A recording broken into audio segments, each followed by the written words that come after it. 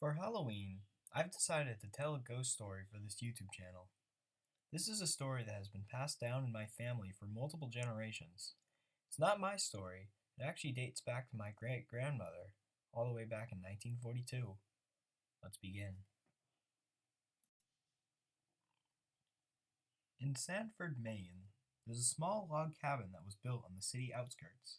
The cabin was built in 1932 by my great great great grandfather, whose name was John Michaud.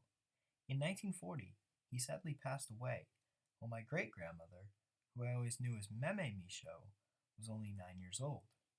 After John's death, his wife, Diana, always told Meme Michaud and her siblings that John still lived in the cabin just as he always had. All of the children knew that she didn't want to accept the fact that he had passed on and was no longer with them. But none of the children ever told this to her, as they didn't want to make her upset. On September 27th, 1942, Meme Michaud was getting ready for bed. She had finished making her bed, and soon after she finished her prayers, she shut off her lamp and went to sleep. Sometime in the night, she awoke to a pain in her bladder. She really needed to use the bathroom. As she got up from her bed, she flicked on her lamp. She then used the light to navigate her small room to the door.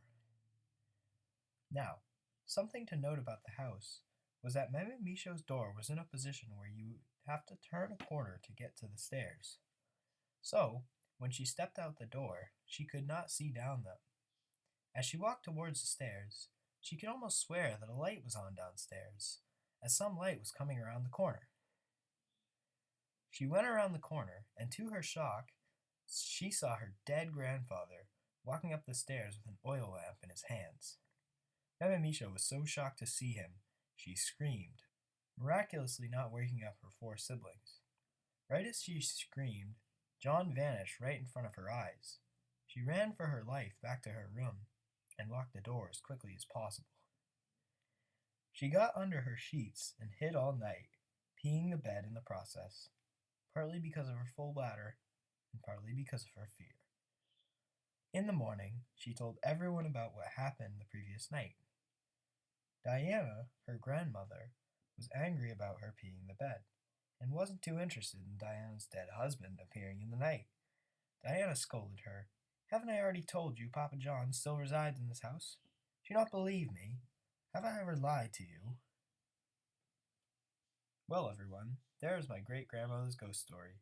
I hope you enjoyed this, and I hope it made your Halloween a little more spooky.